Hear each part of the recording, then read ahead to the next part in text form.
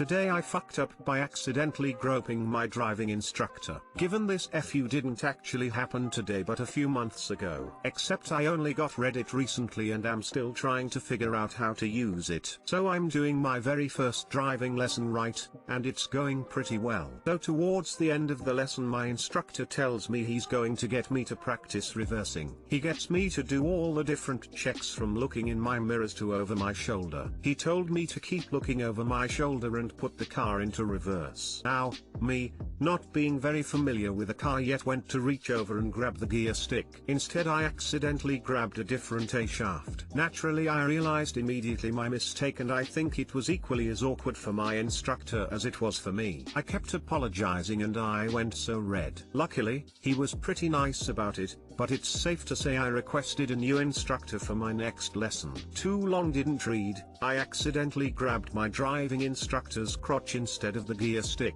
Edit: a lot of people seem to think there's no way I grabbed his dick like a gear stick. And you're right, perhaps I was unclear before. I was reaching over to move the gear stick and effectively touched his crotch by accident, and obviously I realized as soon as that happened. LOL, I managed to grab a female friend's boob when reversing. She had leaned the seat back due to a back issue, and I would normally put my hand on the passenger seat top to look back. Instead I got a handful of boob. He might be disappointed you did not choose him for the second lesson. He was a 50-year-old married man with kids.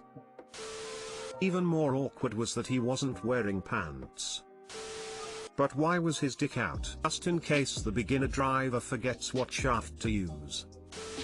Driving instructor here. Never in my 13 years of teaching I've met someone who accidentally grabbed the wrong shifter or whatever you call it. Yeah, you'd have to extend your arm awkwardly far to reach somebody's crotch. Unless Op has super long slender man arms, I'm not really sure if I buy this story. Edit: because of Op said it, my problem isn't only that you obviously didn't grab his dick like a stick, but the distance your hand has to overshoot the stick to get to his crotch. Touching the left side of the left leg is absolutely believable for a beginner that hasn't learned yet where the stick is, but nobody will accidentally reach 20 centimeters too far.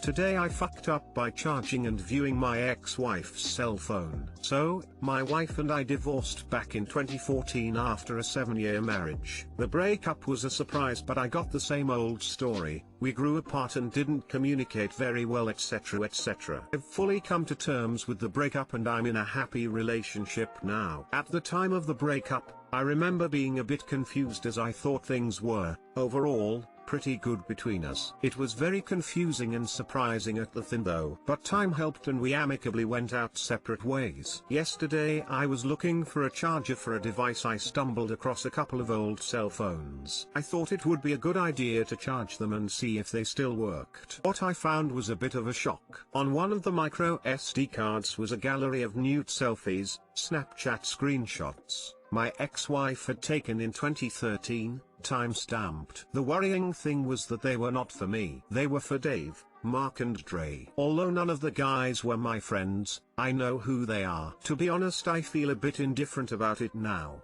but it certainly makes me wonder how far she went with this sort of stuff. Too long didn't read, was dumped, for no apparent reason, by my ex-wife. Found her old phone, charged it, found about 50 nude selfies she had been sending to at least 3 other guys whilst married to me. Edit: thanks for all the very kind words, I really appreciate the sentiment. Thankfully I moved on a while ago, so it's not something I'm dwelling on too much. I'm just a bit disappointed in myself for even looking through her old phone. Also, thanks for the forgot about Dre references, crack up, smiley face. About 2 months before my ex-wife surprise divorced me, we had an hour-long argument about what counted as infidelity. She was of a mind that anal and oral sex weren't cheating.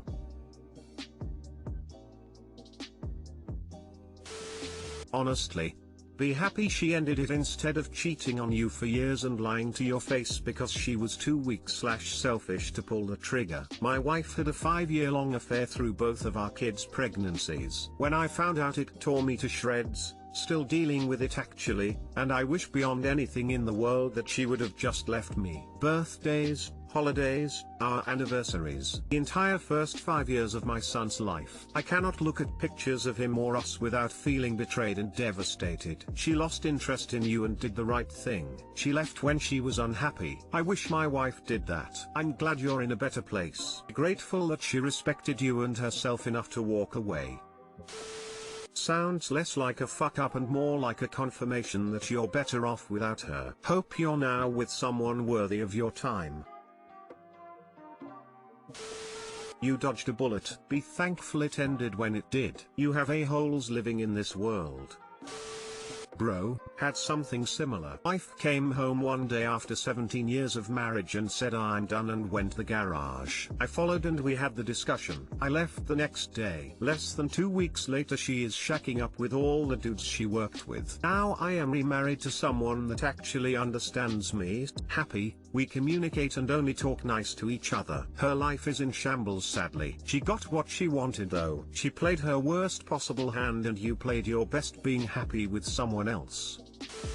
Today I fucked up and poisoned my husband, and myself. This did indeed happen today, and I'm still suffering the consequences. I'm just going to start out by saying that I'm a pretty fantastic cook. I've always loved cooking. It's one of the things that has gotten me through the past year, experimenting with different cuisines and new techniques. I'll make something new and delicious and my husband and I pretend we are in a fancy restaurant. He picks background music themed to the dishes I've made. It's pretty adorable and we basically live for food right now. The fuck up happened this morning when I decided to make his favorite, huevos rancheros. We were out of the instant beans I often use for quick refried beans, so I got to thinking. I was recently researching making my own backpacking food, and remembered seeing a recipe where you mill the beans into bean flour to make a quick version of refried beans. I excitedly got out my grain mill and my dried pintos to try milling beans for the first time. The recipe says to cook for 11 minutes until it is done. As soon as the bean flour landed in hot water, it instantly looked like refried beans. I was like, cool, I guess it's done.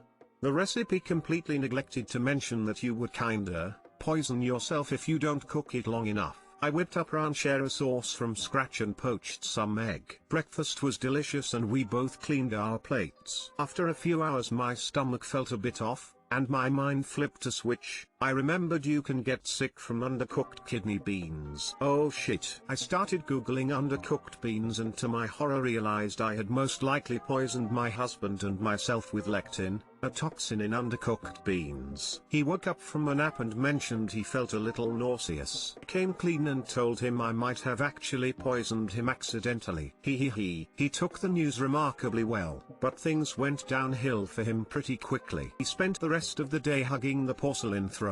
I was a little luckier, with only a mountain of immense guilt, terrible stomach cramps, and farts that make me want to throw up. As I'm laying in bed writing this they are seeping out of the covers, punishing me for what I've done. Too long didn't read. I undercooked refried beans experimenting with homemade bean flour and gave my husband and I food poisoning from toxins in uncooked beans. Edit, I made my refried beans with pinto beans, not kidney beans. Kidney beans have a reputation for being toxic when undercooked. And remembering that little factoid reminded me I may have fucked up with the pintos. Apparently all dried beans have lectin to some extent and can make you sick if cooked improperly. I'm not a monster, making refried beans out of kidney beans over here.